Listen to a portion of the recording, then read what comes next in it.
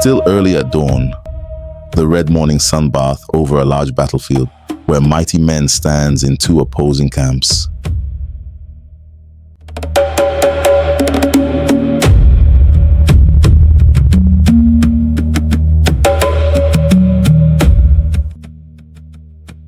Oziegbe, commander of the Benin army, sized the enemies afar, his big, broad chest heaving.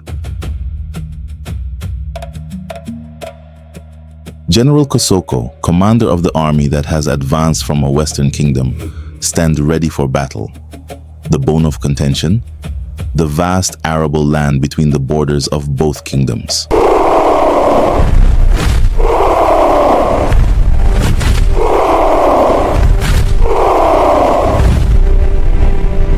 Apapava! Yes, great one.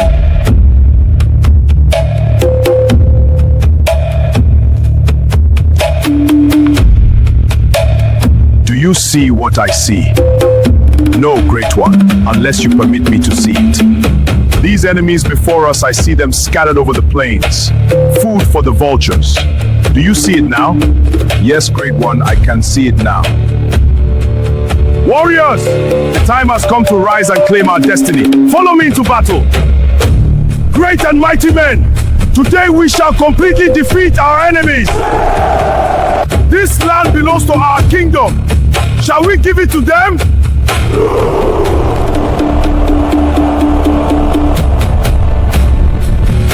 We shall fight then. We shall fight with every blood in our veins. Fight for our children. Fight for our Oba. Fight for our kingdom. Zulus, the enemy is before us. Charge! Forward! No retreat!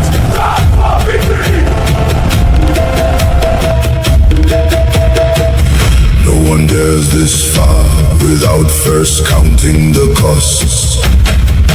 But the spoils must also follow. And the two armies clash. No creature from the nearby thicket dared to peep. Even the sun hid itself behind banks of clouds while the brutal battle raged on with a tempo like an elegiac symphony, a counterpoint of angry growls and painful howls. It is like a grand dirge that should never be sung again. When the ground tremble beneath angry feet,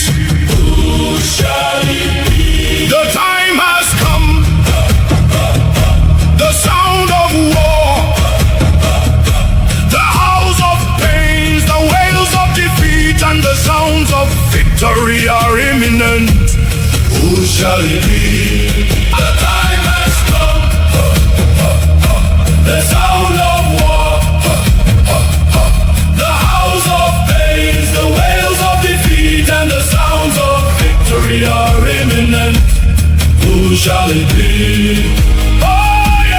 Who shall it be? The battle finally came to an end at sunset.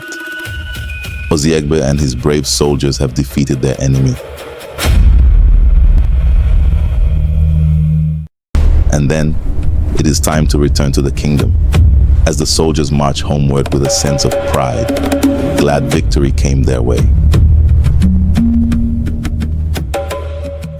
The victorious soldiers march far ahead of Oziegbe and the officers as they embark on the journey back to Ogbe, the city of the empire. By the time they arrive at the mighty Ogbe forest, it was evening proper.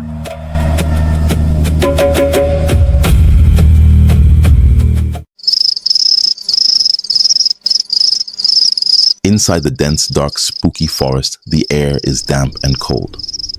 All Oziegbe and his officers could hear are sounds of night creatures.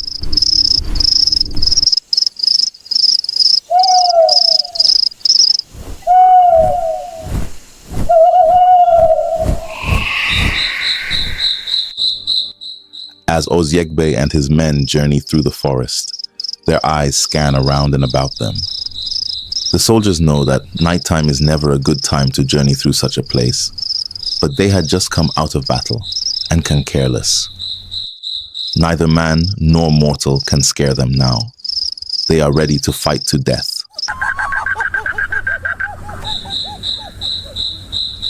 Suddenly, out of the blues, a strange voice quaked from a distance.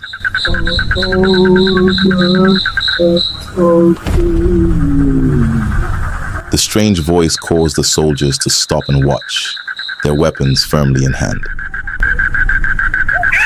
Oziekbe signaled for them to continue, but as soon as they walked few steps forward, the strange voice echoed again, and louder this time.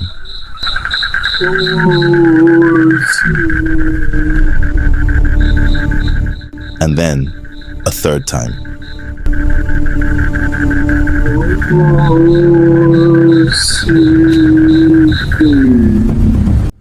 They are sure it's the voice of a being, but they are not afraid. Show yourself!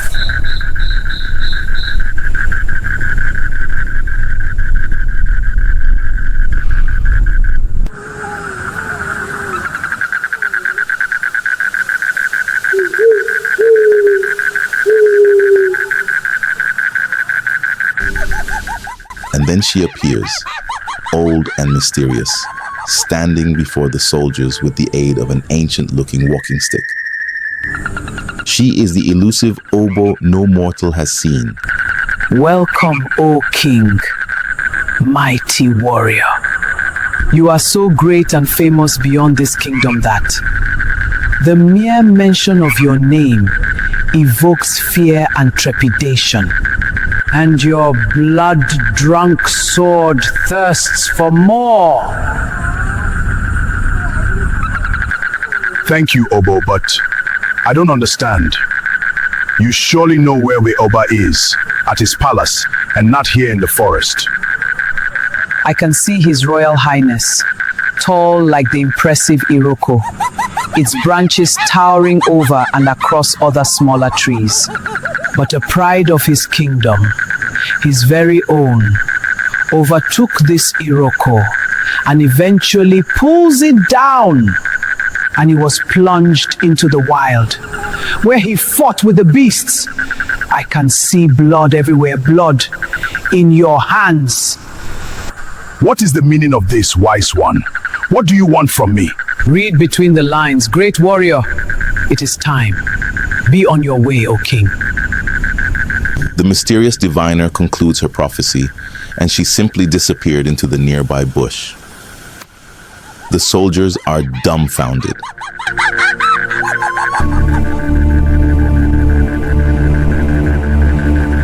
No one must know about this. Is that understood? They continued on their journey home, still awestruck by their encounter with the Obo. No one said anything to the other. They understood the implications of her message, and too heavy for the mind to ponder.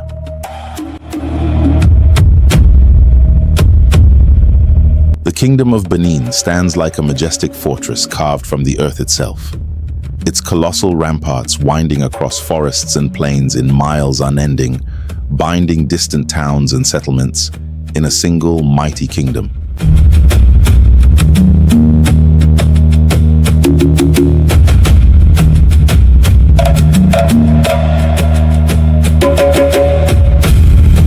The people are already celebrating their heroes in a ceremonial display, right from the kingdom's main gate.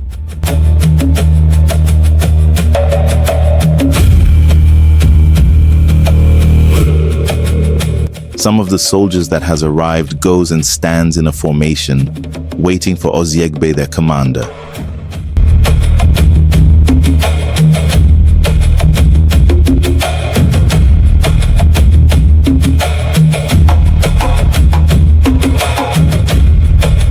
Oziekbe finally makes it to Ogbai, and he and Akpapava alone, his key officer, march to the palace. Oba Okodua sits in grace and silence, waiting. The Onogis and Council of Elders are also present. Oziekbe and Akpapava walks into the palace, but Oziekbe alone goes before the Oba and salutes him.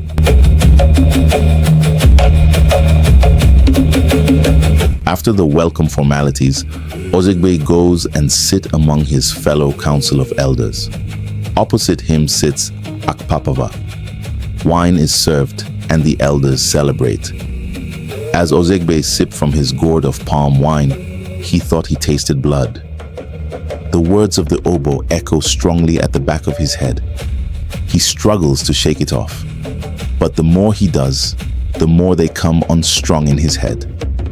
Staring steadily at Oziegbe, Akpapava alone knows that the encounter in the forest has sown a seed that must sprout.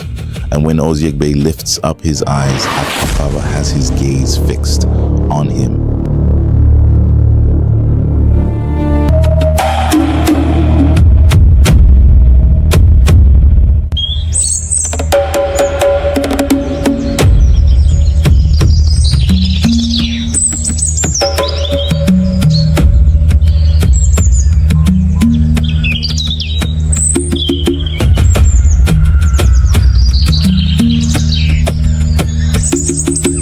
Oziegbe sits in meditative silence inside his oduka, his mind desperately brewing hot. His beloved wife Ine comes in and sits beside him. She is heavily pregnant.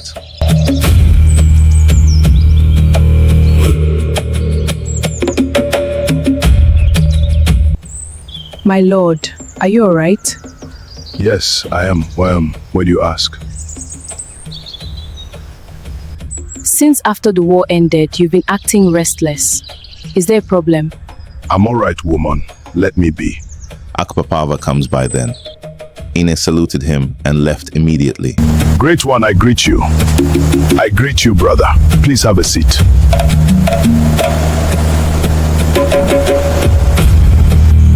I trust your home is well. Yes, great one, my home is well. Are you all right? You've not been to the palace for a while now, and the Oba is worried.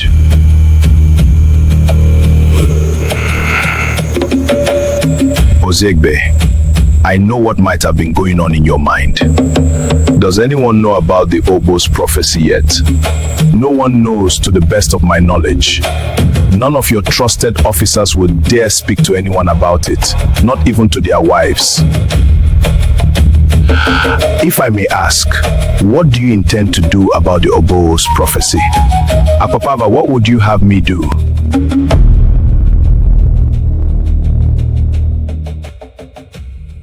When a fire is lit beneath the pot, it would not be put out until the food is cooked.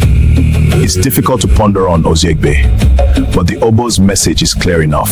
More so, Oba Okoduwa is quite old and has been ill for a long time. So ill he cannot perform some of his duties as the Oba, and you know that. Worse still, he does not have a son to succeed him. His youngest wife is heavy with child, and everyone has been praying that it might be a son.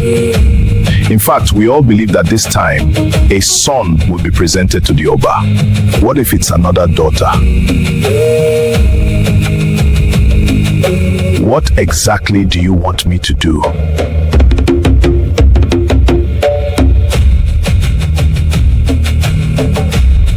You are the heir apparent, the kind of Oba this kingdom deserves.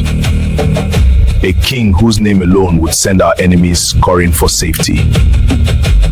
We need you, great one. But the Oba is still alive. Yes, I know. Yet you must arise and ascend to that throne. Are you suggesting that the Oba should fall? The Oba's message was clear on that, great one. Besides, better for one man to die than for the whole people to perish. What if the Oba's youngest wife, Ine, gives birth to a baby boy? What if it's another girl child?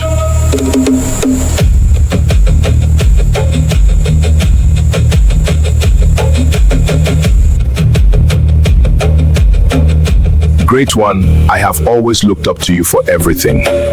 I look up to you still to salvage this kingdom. The people need you. The Obo appears to no one but a king. Why can't I wait for the Oba to die? He is ill, you know. That is not in line with the Obo's prophecy. I understand if you still bear resentment against the Oba for taking away your beloved Ine, who became his youngest wife and is heavily pregnant. Great one, this is way beyond that.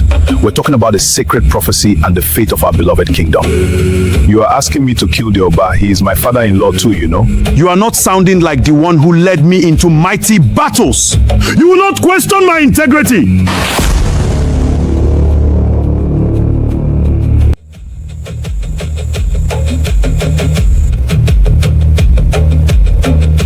Ozigbe, we need to talk about what happened. I know it's difficult, but we must face it.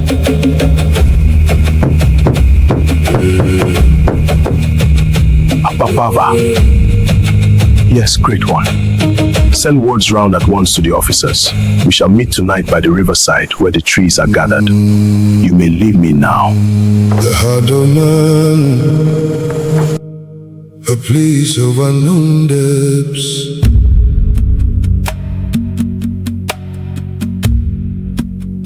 The playground for the flesh and the spirits.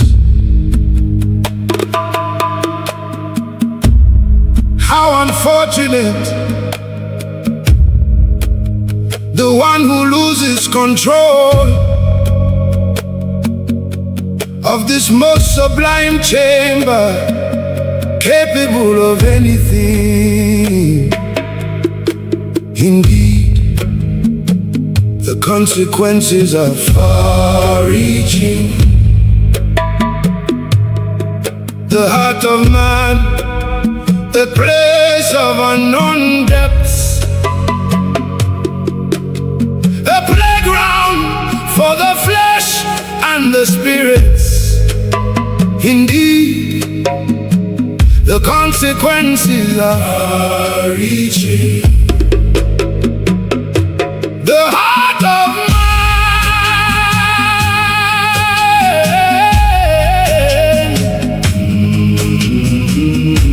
the heart of man, a place of unknown depths, the ground for the flesh and the spirits. The heart of man, a place of unknown depths. How unfortunate for the one who loses control of this most sublime chamber, capable of anything. The heart of man, a place of unknown depths. The heart of man, a place of unknown depths. The heart of man, a place of unknown depths.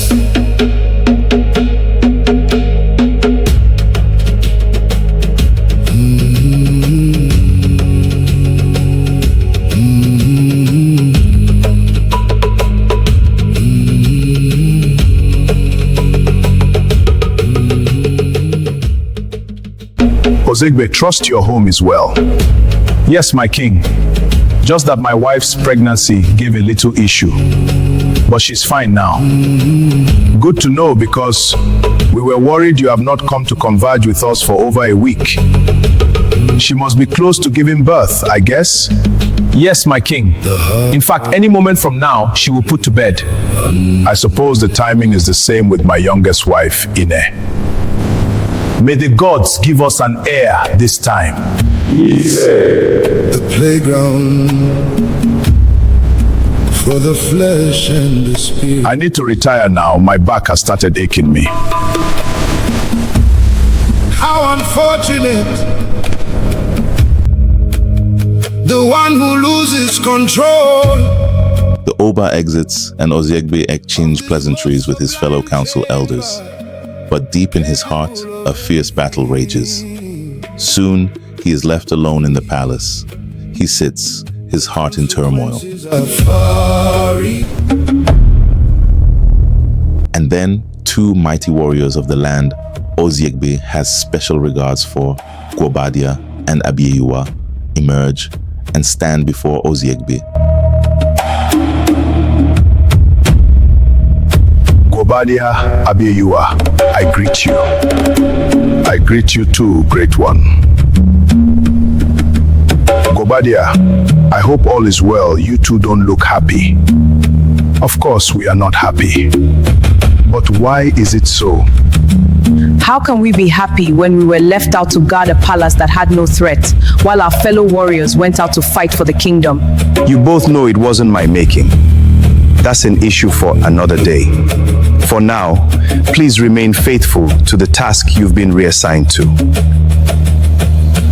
Abieyuwa, a respecter of no one and the most revered warrior in the kingdom, simply turned and walked away. Very well, great one. I'll come pay you a visit sometime soon. Left alone, Oziegbe know the time has come. It's either now or never.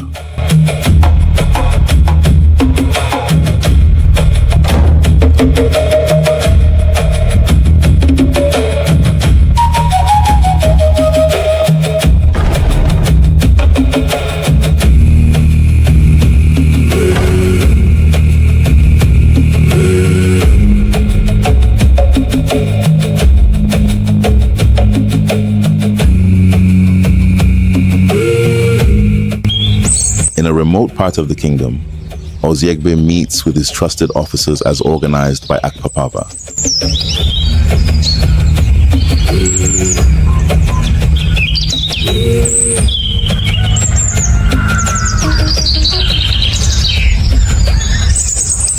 Welcome, might warriors of the land.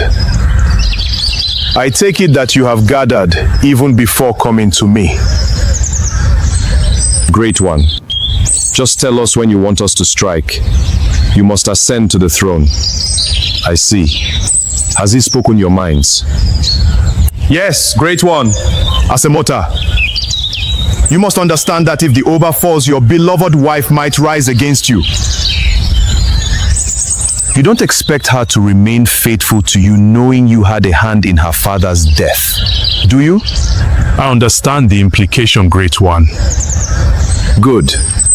We have to bring the council of chiefs and elders into this, for they are the ones to crown me. Edegbe and Osezele? Yes, great one. You will carefully pass words round to the chiefs and elders. Ask them to converge at my place tomorrow immediately after dusk. Is that understood? Yes, Ozebe, it is understood. Therefore, we shall disperse. See you tomorrow evening at my place. A place of unknown depths.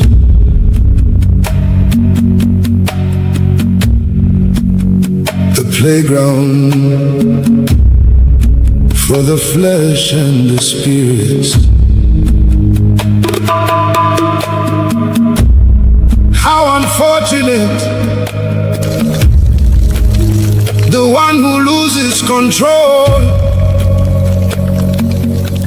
of this most sublime. While Oziegbe awaits the elders to arrive, he tried to stay calm, but he couldn't.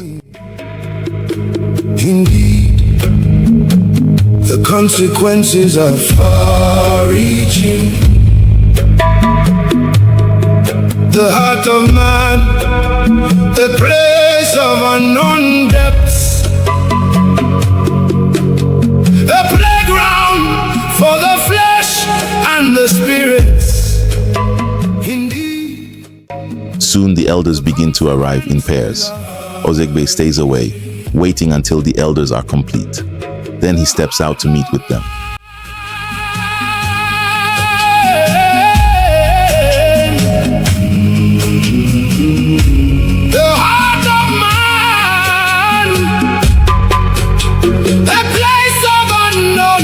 Oziegbe, you have called us out from our homes to meet you. Hope all is well. My fellow elders, it is not my wish to drag you out from the comfort of your homes where you should be resting. We understand, Oziegbe. What is on your mind? As it is, there is a big issue that needs to be addressed, and I need to carry you all along. No one lights a poor fire and expect it to cook a large pot of food meant for many invited guests. He either fans the flame to become big enough to cook the food, or he puts out the fire and lights a bigger one. Our hearts are troubled, Ozegbe. Please go straight to the point. Yes, Ozegbe, tell us what the matter is. Before I say anything, you need to understand that whatever we discuss in this gathering must not be heard elsewhere. Is that agreed upon? Speak. We are one with you. Very well. The oboe appeared to me. How do you mean the oboe appeared to me? The oboe appears to no one but a king. That is why I have called for this meeting. Ozegbe, are you sure about this? Do you have a witness? I have witnesses, actually. My trusted officers were all with me. You may inquire from them. This is serious. What exactly did the oboe say to you? Well, she greeted me just as she greets the Oba. She proclaimed me as such and said it was time. And when I tried to make her explain, she vanished. This is a weighty matter. It is sudden and quite deep. We cannot discuss it all at once. We need to go home and sleep over it. Yes, I agree with Ekpoma. For no matter how tasty a porridge yam is, you don't attempt to eat it when it is still fresh from the fire. You must allow it to cool off a little at least. Do let us go home and sleep over this matter, so that when we meet again, we will be able to reach a conclusion. That is well with me. Tomorrow then, may the day break. The heart of a place of At dusk the next day, the elders meet again with Oziekbe. I welcome you once again to this gathering. We already know why we are gathered here. I believe also that you have reached certain conclusions concerning what I told you about last night. Elders of our land, let's not waste unnecessary time on this issue. He who climbs the Iroko should fetch enough firewood, for you do not climb it all the time. If really the Obo appeared to Oziekbe and addressed him as an Oba, then I support that he should ascend to that throne. I agree with you. I don't think that's a wise path to follow. My elders, we must be careful on this issue. Itohan, what's difficult to understand in the Obo's message? The Obo's message is not the issue. My concern is that the current Oba should not be removed in order to sit another Oba. That is what I will not support. I agree with Itohan. It is true that our Oba has become old and troubled by a strange illness, but let's not be like a young man who goes to his farm bare hand. I would have shared your opinion, but we are talking about a whole people. The Oba is not capable anymore. But he has capable men ruling with him. Sons of our land, let us be careful what decision we take, lest we destroy the same people we want to protect.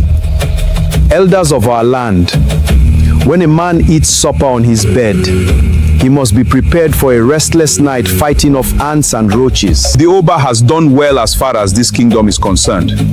Let us wait till the end of his days, after which if he has no direct heir, Ozegbe may then be crowned Oba.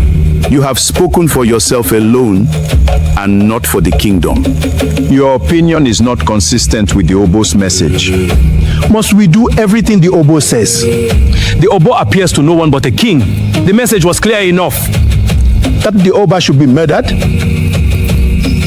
Let us pause this, but we must decide.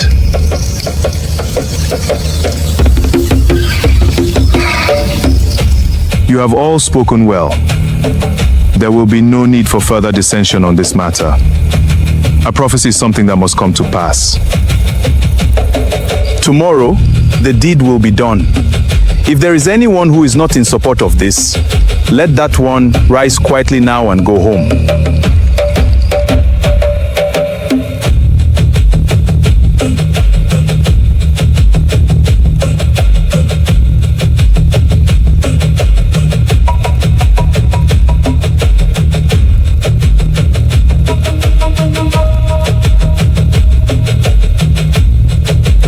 As you leave this gathering, remember you agreed not to reveal all we have discussed here to anyone.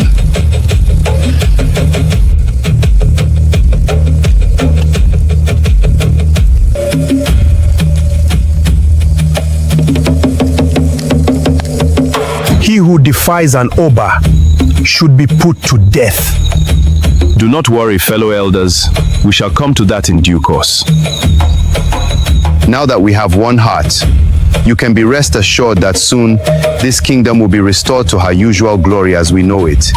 We may retire to our homes. May the day break.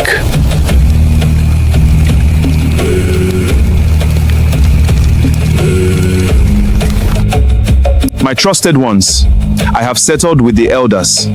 The time has come for the Obo's prophecy to be fulfilled. Are you ready? Indeed, we are ready, Great One. I saw Abieyuwa early this evening leaving for Ekiadolo. She said you sent her on a mission. Yes, Apapava. I sent her away as I said I would. I also sent Gobadia to Ubo. They will return tomorrow after dawn. By then the deed would have been done, and they would be bowing to me. It is my desire to have you all witness my coronation. Are you suggesting we cannot handle them? Far from it, brother. It's simply a battle tactic. Weaken the enemy from within. Also, I do not wish to see fellow warriors fall. More so, that I'm alive today is because Abieyuwa once saved my life as a young teenage warrior way back. Yes. You see that python skin that's part of her warrior cloth? That python struck me down in the forest ready to swallow me up. But she showed up from nowhere and saved my life. She pinned the python to the tree behind me, then came and lifted me up. I will never forget that. At least I owe her this gesture. But do not worry. I know exactly what I'm doing. Their loyalty is to the throne itself. Tomorrow we assemble here before the first cock crow. Any question? Very well then. May the day break. And so, the die is cast. There will be no turning back now. Finally, his most guarded ambition is about to be fulfilled.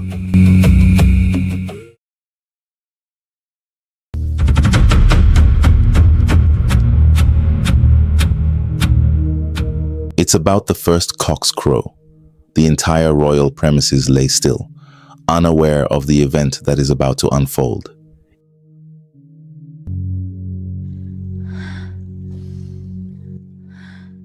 Ine, the Oba's last wife, shoots her eyes open as the first pang of childbirth hit her.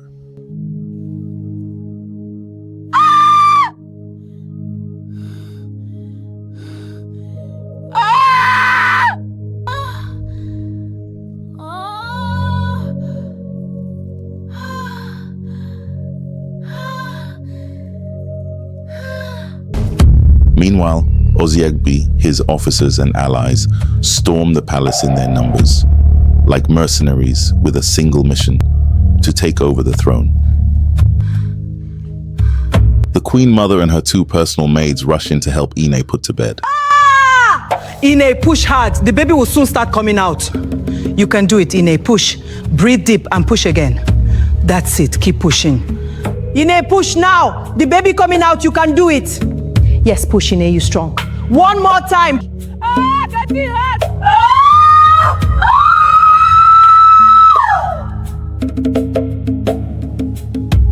At last, an heir to the throne.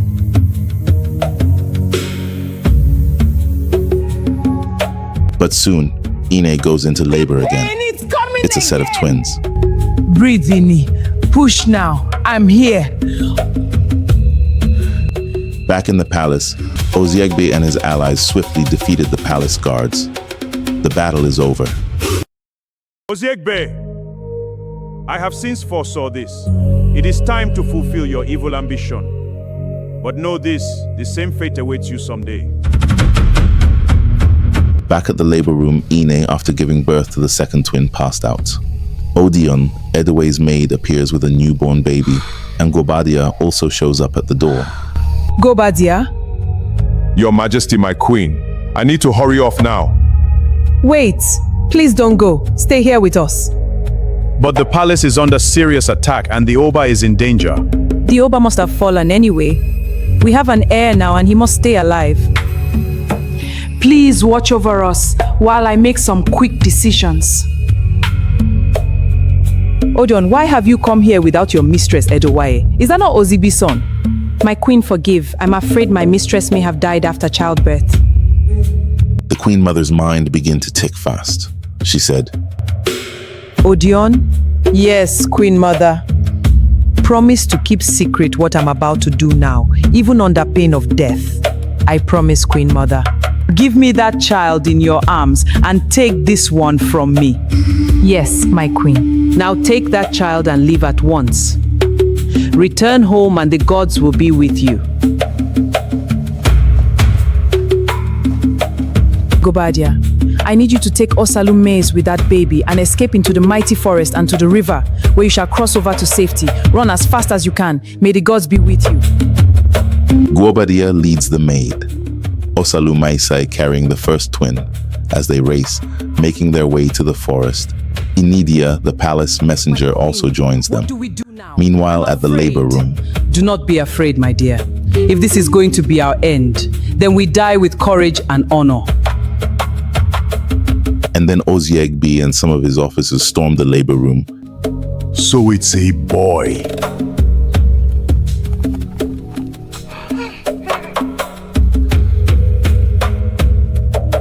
Kill that child immediately. Ine wakes up asking for her second twin. Where is my second child? So, it's a twin. Where is the second twin? If you don't want this head to fall off right now, tell me where the second twin is. Where? The forest. Osizele, go after that child at once. Bring back the child dead or alive. Ozigbe commands. He has become a beast with no heart.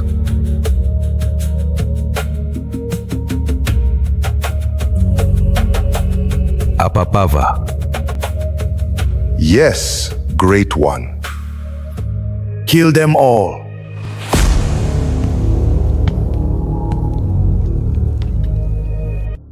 The mighty forest bursts into life under the bright morning light. But beneath the woods, 3 fugitives race to save a life. The heir apparent of Benin Kingdom.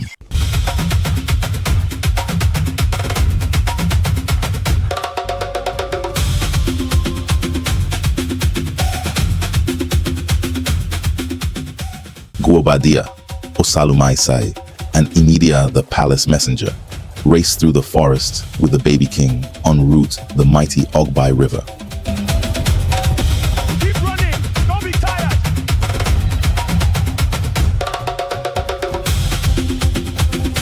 Behind them, Osai Zaile and Uyi chase hard after them.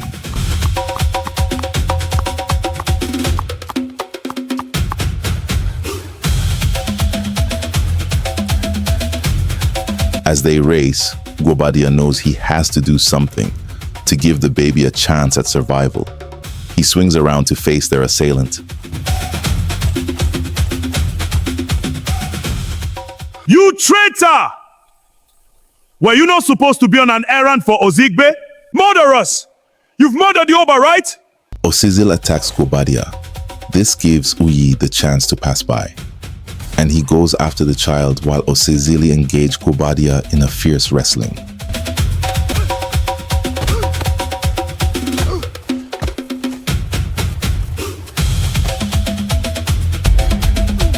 Uyi chases hard at the maid and Inidia with the baby. Meanwhile, Osezele unexpectedly is giving Guobadia a tough time. Guobadia has to do something else. The child might not make it.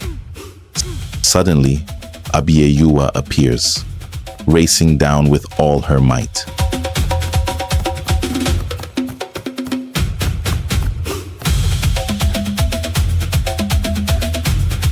She strikes Osezele and races ahead, giving Guobadia the upper hand.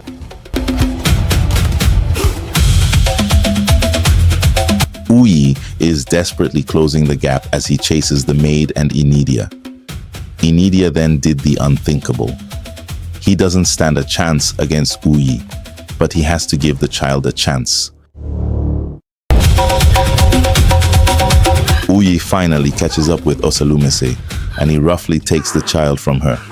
He rises to his feet holding the child and with his sword drawn, but an arrow strikes him and he freezes.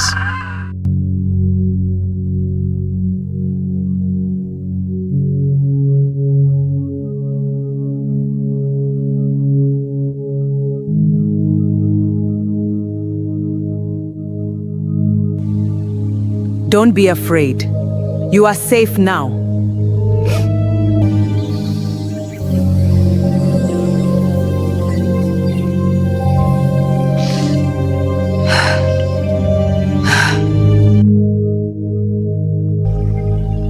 Thanks, Abieyuwa. May the gods bless you. Bless you too, Gobedia. How did you know? Elder Itohan sent someone to warn me, and the messenger did not reach me until early hours of today. Elder Itohan also sent someone to warn me. Oba Okuduwa must have been murdered. Ozigbe has seriously desecrated the land. We must not remain here. Ozigbe will most likely send another set of men to come make sure that this heir does not survive. That's true, but I can't go with you. If I do, Ozigbe will surely come after us. Are you sure? They were still speaking when reinforcements appear. I said it. None will return to tell the tale. Do not be afraid. Gobadia and Abieyuwa unsheathe their swords and they charge forward.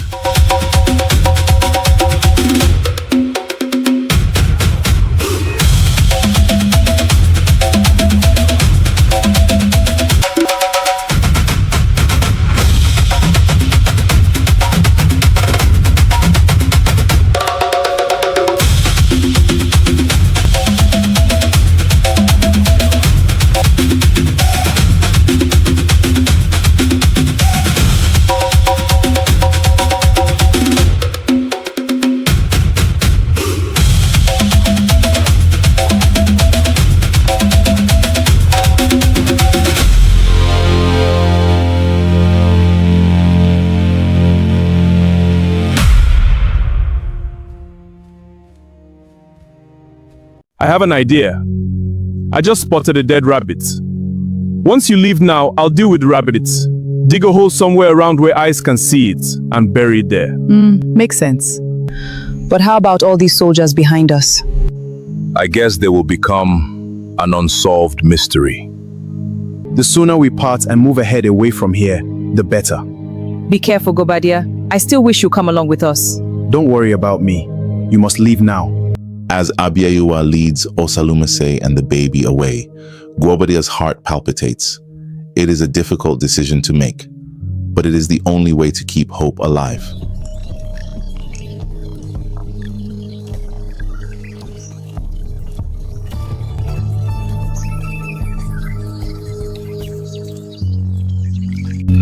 Gwobadia turns and started journeying back to the kingdom, ready to face whatever awaits him.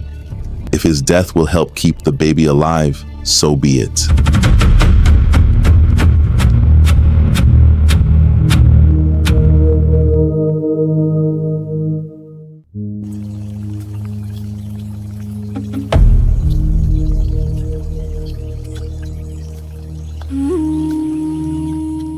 Abieyuwa and Osalumase arrives at the river to sail across, with no clue where they are going to.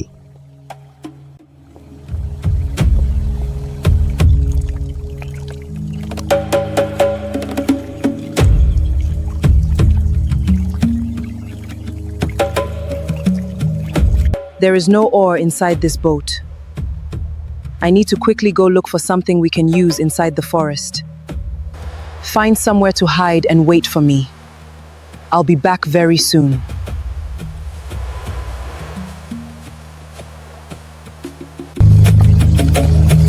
Abieyuwa returns to the forest in search of a flat wood or an ore she can use.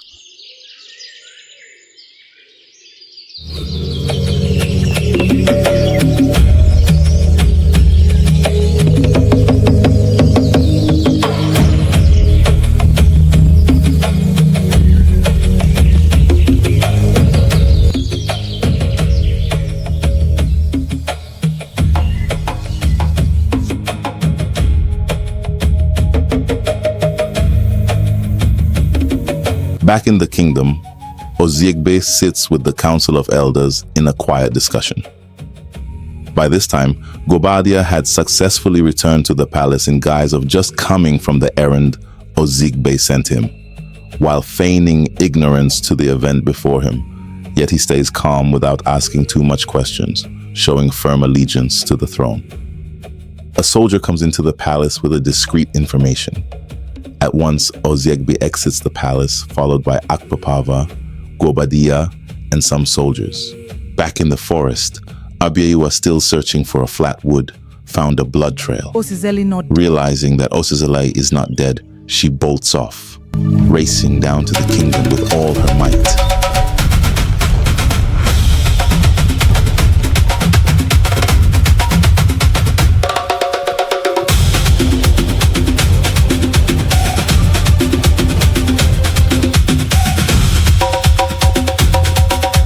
Abieyuwa knows that if Osezele makes it to the kingdom alive, then Gobadia will not live to see another day, and Oziegbe will send a larger reinforcement to come after them.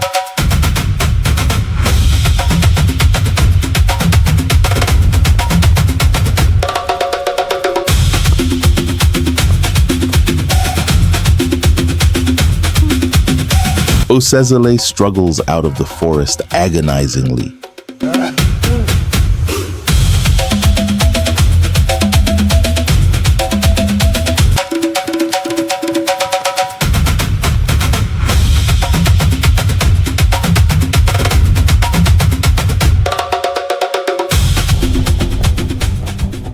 Is that not Osezele?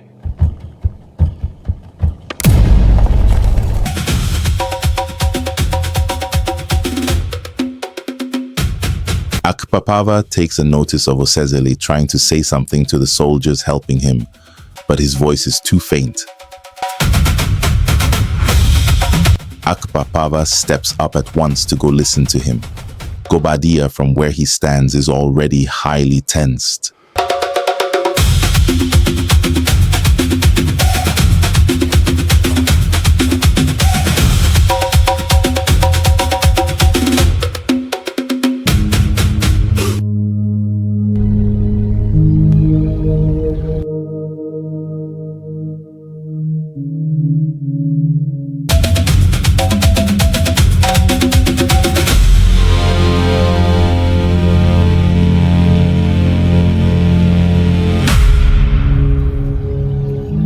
Great one, we must return to the palace now. I want to know everything that has happened inside there.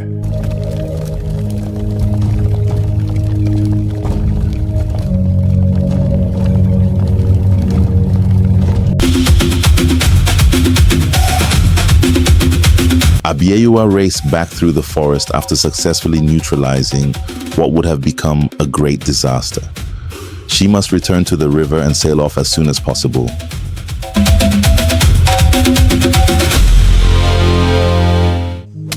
Abieyuwa quickly harvests some fruits to take back with her.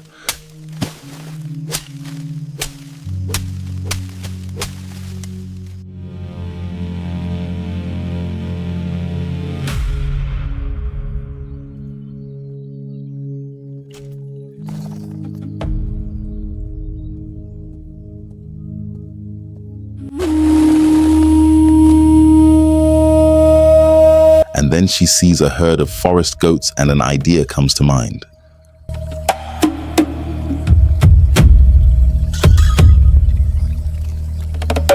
Milk for the baby.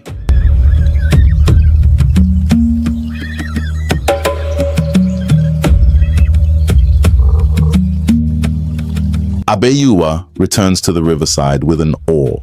She found plenty of fruits and a she-goat.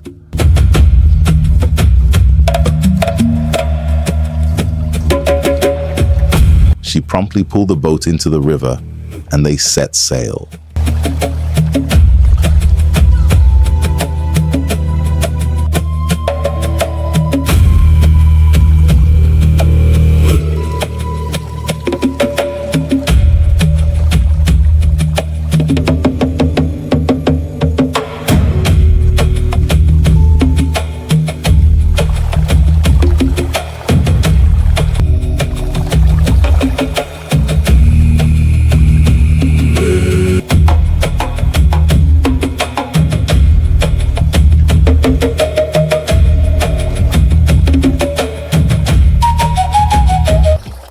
Do you know how to swim?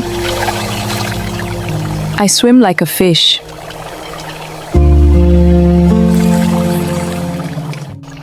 I was so afraid back then. Thank you so much, great warrior of the land.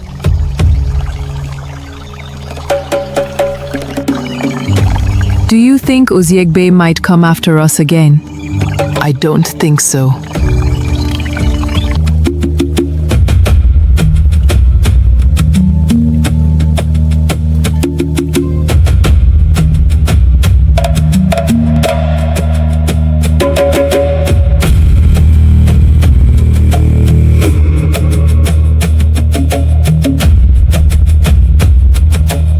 Back in the kingdom, there is tension everywhere.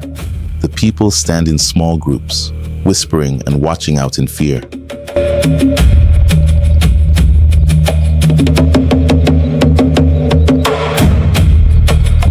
They are not sure yet what may have happened.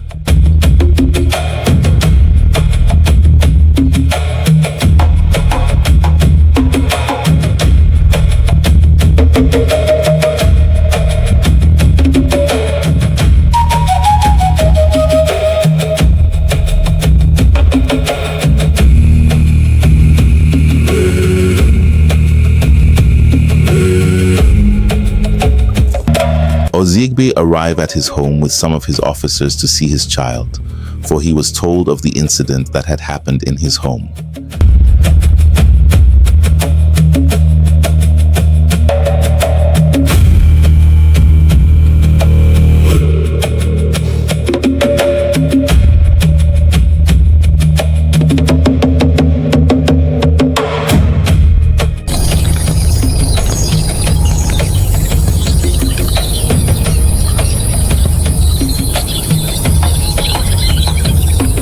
What happened? She died after giving birth. And then he leaves instructions behind for her burial, and he left, never to return to his home again. Oziegbe is soon crowned as the new Oba. Immediately, he calls for the assembly of the Council of Elders. I welcome you, my fellow elders. Trust your homes are well. May your majesty live long. I welcome you all once again. We all know why we are gathered here. Itohan and Ireobude stood against me. They defied the throne. What should be done to them? Your majesty, we're all witnesses to their crime.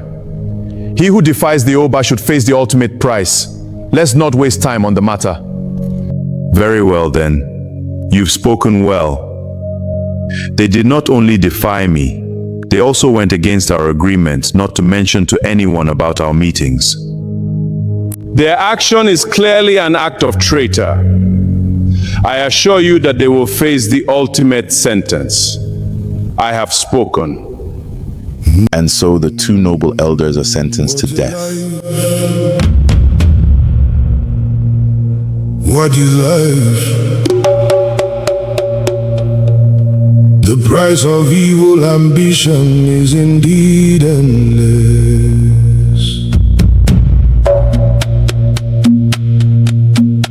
Oh greed, oh greed, loyalty, where is thine strength? Justice, why do you stand with folded arms like motionless hills? Is there no courage left in the land? The price of evil ambition is indeed endless. What a life, what a life. Totally resigned to their fate, the noble elders say their last goodbyes to each other with courage. So, my friend and brother, this is how we say goodbye to each other. Where is thine strength? Justice. My only regret is that I did not bid my lovely wife of over 45 years farewell. Well, I did. Is there no I told my wife that in case I don't return, they should not weep for me for too long. I shudder to think what might befall this great kingdom as a result of Ozigbe's sacrilegious deed. I'm deeply saddened indeed. We might pay with our lives now for standing for truth and justice, but a terrible fate awaits all who supported Ozigbe. Time will tell. Where is thine strength? They are here. Why do you stand with folded arms like motionless hills? Is there no courage left in the land? The price of evil ambition. My good friend of many years, so this is how we say goodbye. May the spirits of our ancestors receive us well. Easy. It is well with us, my brother. We shall meet again at the great beyond. Loyalty. Where is thine strength? Justice.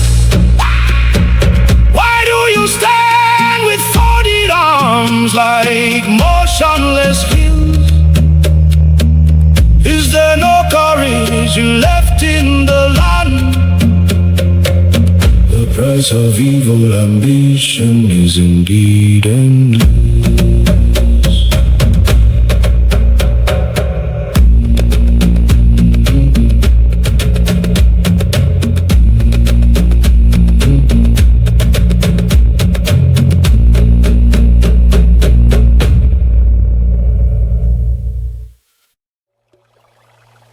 The price of evil ambition is indeed endless.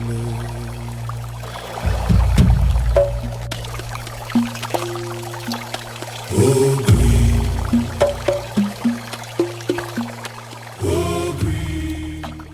For 2 days, the fugitives floated on the large body of water with no clue on where they are going.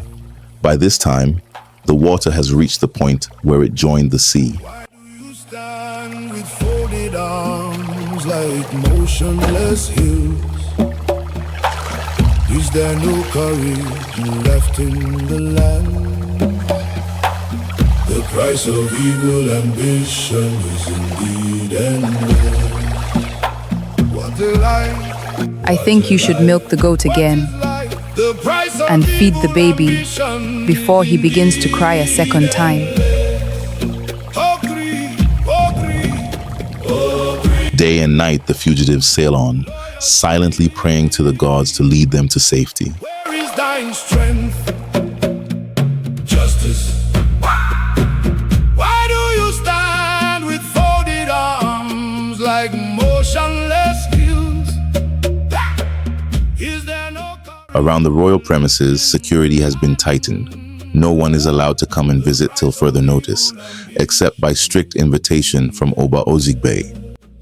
What a life! What a life! What is life? What is life? The price of evil ambition is indeed endless. Oh greed, oh greed. But the kingdom stands in painful mourning as the people come to know what has happened. They become deeply terrified, wondering what such sacrilegious deed portend for the kingdom as they move quietly about with their hearts in their mouths. What manner of sacrilege is this? My heart bleeds profusely. I'm so afraid for our beloved land. Surely we shall suffer the consequence. This is really bad. I shudder. What do we do now? What can we do? Ozigbe has desecrated the land, and we shall all suffer as a result. Is there no courage left in the land? The price of evil ambition is indeed endless. What a life, what a life. The price of evil ambition. Meanwhile, the fugitives continue on their voyage, completely lost on the vast body of water. I think you should eat some fruits. so that you might have strength for that baby.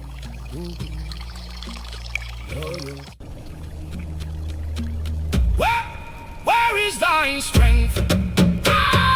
Justice. Why do you stand with folded arms like motionless hills? Is there no courage you left in the land? The price of evil ambition is indeed endless.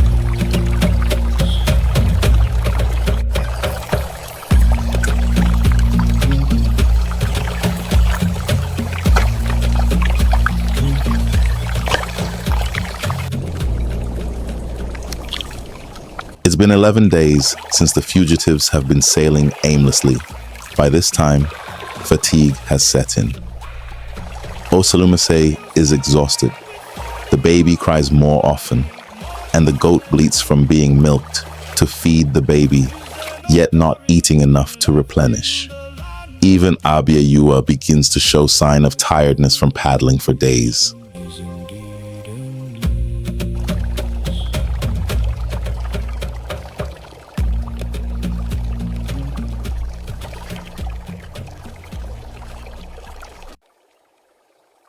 I wonder when we might see land again. Soon darkness covers the sky, and out of exhaustion they fall into slumber.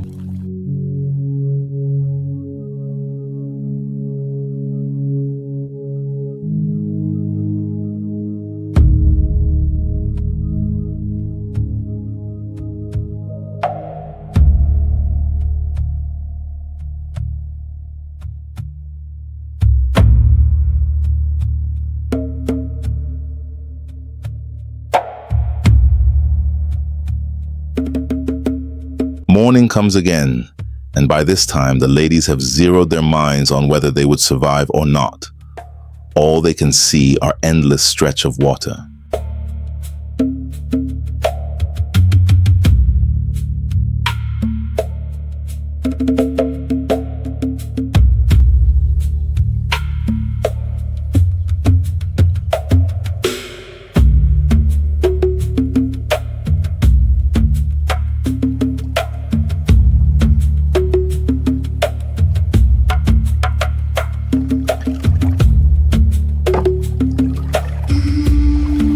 When are we going to see land? I truly don't know. I don't even know where we are right now. May the spirit of our ancestors direct us. Night falls again, but this time the ladies are awake, watching the sky light up by distant streaks of lightnings. Their worst nightmare. A storm begins to threaten.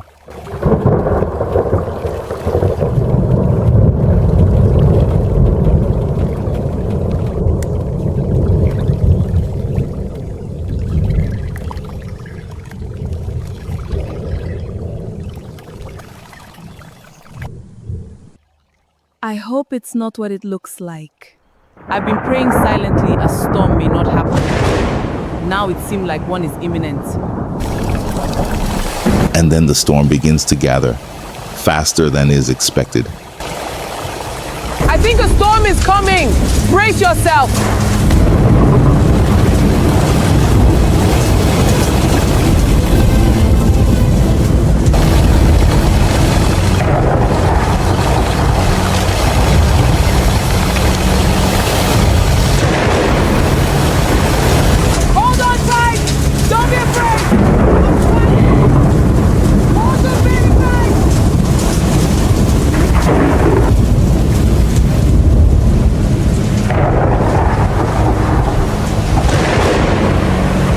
As the storm rages harder, Abieyuwa fights relentlessly to keep their boat from capsizing. But the merciless storm keeps hitting them hard, blow after blow, until...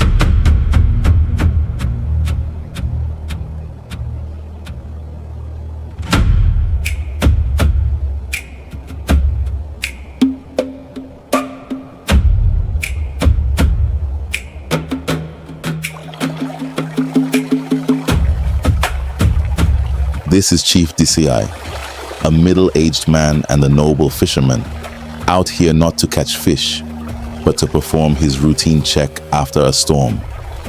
Last night, he had suspected that there was a storm, for he saw the signs.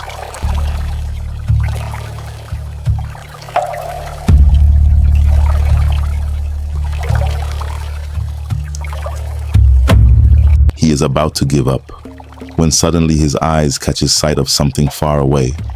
At first he wasn't sure.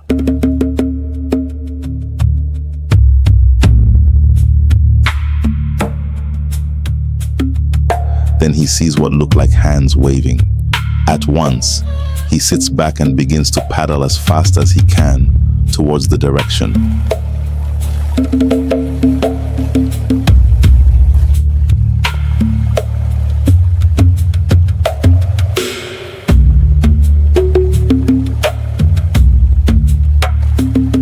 Abieyuwa and her companions miraculously survived the storm.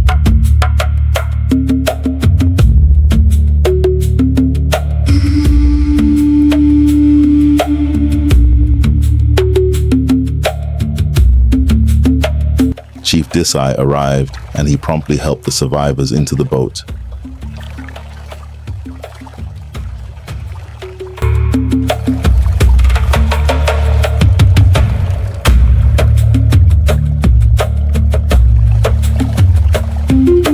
Then he begins to paddle back to land as fast as he can.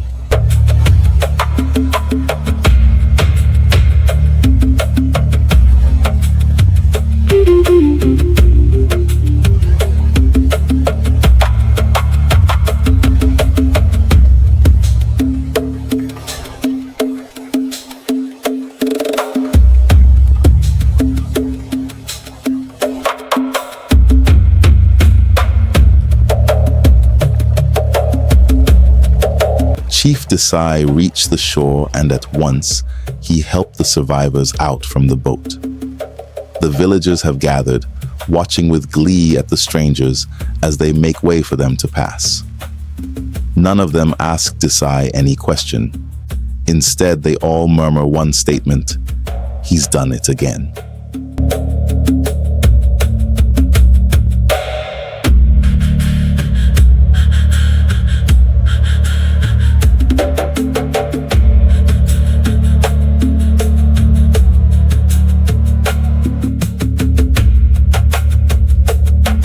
As Desai led the strangers through the village, a large crowd followed behind. It is indeed a spectacle for them. At Desai's home, his wife, Dakore, stands with some village women, chatting. Something strange is happening in the village. I heard. People are whispering. What could it be? We will hear soon enough. Dakore, any moment your husband will arrive with the strangers. What are you going to do? Let them come first. I wonder where they are from. Someone said they are from inside the river. Don't mind them. How can you go to rescue monkeys from a tree? It's funny indeed. Wherever they come from, good thing they were rescued. We thank the gods. Yes, we thank the gods.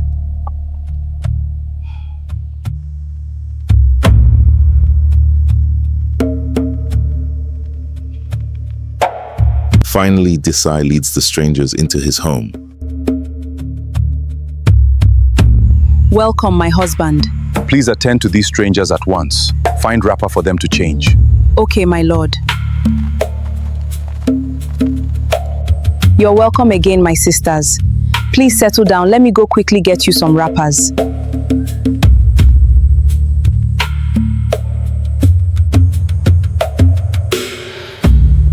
The ladies feel totally different staring around them, but they're glad that at least they are safe now. Osa, let's lie this baby down and watch him closely. Yes, Abieyuwa, rest now. It's a pure miracle that this baby is still breathing. We need to feed him and give him some medicine. When the woman returns, let's ask her about the village doctor. Time is of the essence.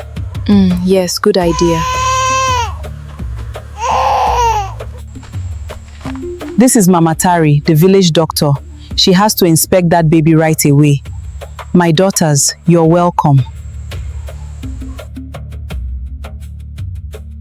Thank you, Dakore. This baby is unusually lucky. Let me see what we have here.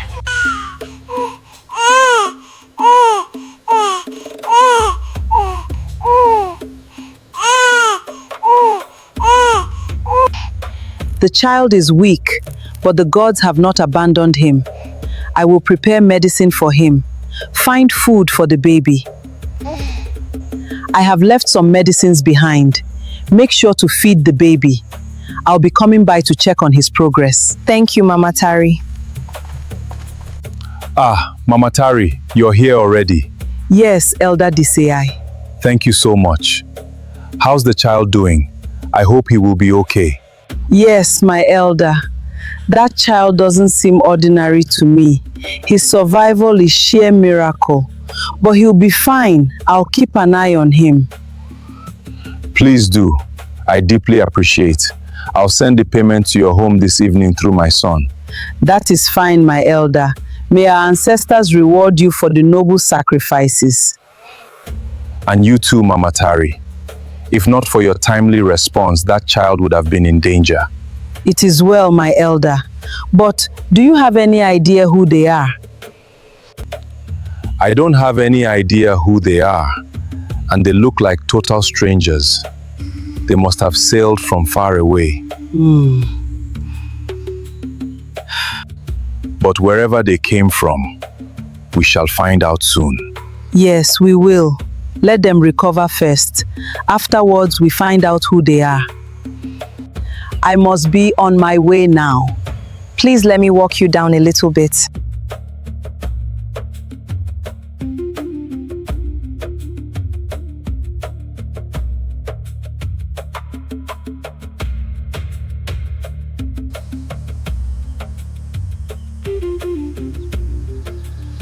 Abieyuwa stands staring at herself, feeling strange tying a wrapper. Until now, she was never used to tying wrappers.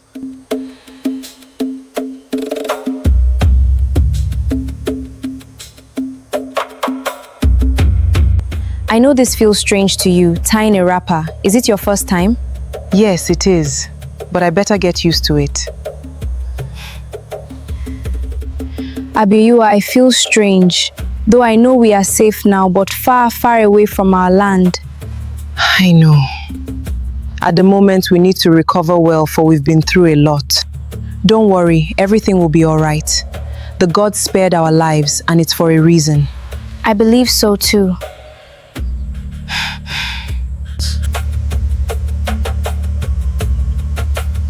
The she-goat that also survived is being attended to by Desai's children and their friends. Later in the evening, Alogune, Desai's good friend, comes by. Chief Desai, I greet you. I greet you too, my brother. You're welcome. I received your message and had to start coming. Hope all is well. Well, what can I say? There's an issue I felt you might be of help. As you must have heard, I rescued some women from the river yesterday. So I heard. Some even said you rescued mermaids. How is that possible? But who are they? Where do you think they come from? That's where you come in. I believe they are from the great Benin Kingdom. That's serious. Can I see them? Yes, where's my wife? Let's go and sit down under the tree shade. I'll ask my wife to go and bring them. Okay, sure. So, as I said, one of the women don't seem ordinary to me. She has a very strong spirit. Are you saying she might not be human? Of course, she's human. Just that there's something about her I can't just put a hand on. But my heart tells me there's more about her. Well, once I see her, I might be able to tell if she's from Benin or not. Okay. My dear, I believe our guests must have rested well enough. Can you please go fetch them? We need to know where they come from. And the Oba is eager to hear from me. Okay, my lord. My sisters, how are you doing? We're fine, my elder. Thank you so much. We will never be able to thank you enough. That's all right, my dear. We thank the gods for sparing our lives. Thank you so much, sir. How's the baby doing? I hope he's recovering well. Yes, my elders, the baby is asleep right now. Thank you again, sir, for everything. Don't trouble yourself. I'm only a tool in the hands of the gods. May our ancestors repay you richly. So, this is my brother, Abieyuwa, my adopted brother actually from Benin Kingdom. My brother? You're from Benin then? Yes, my elder, we are from Benin Kingdom. We're so glad the storm did not consume you. If you don't mind, our Oba is eager to hear from me. What happened? Was there a problem? Were you fishing or something and got drifted off your riverside? We fled the kingdom. How do you mean? You fled the kingdom? Please make us understand. There's serious trouble back in the kingdom. Ozige murdered the Oba. And so we fled with the Oba's son born to him same day he was murdered. That child inside is the heir apparent of Benin Kingdom.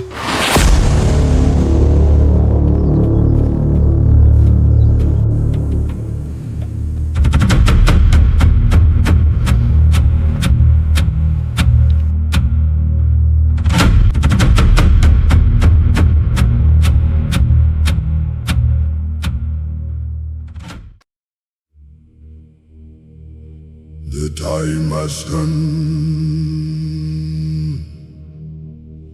The sound of war. The howls of pains. The wails of defeat. And the sounds of victory are imminent. Who shall it be? Oh yes. Who shall it be?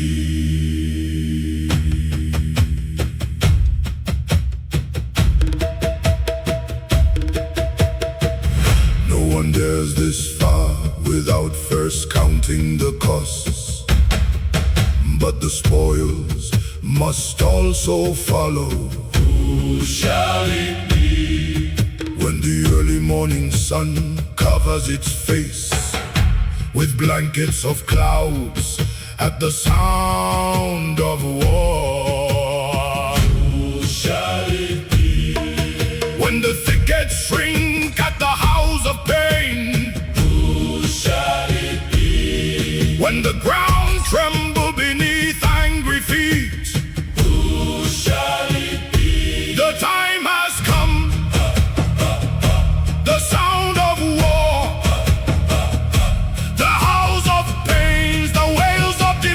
And the sounds of victory are imminent. Who shall it be? Oh yes! Who shall it be?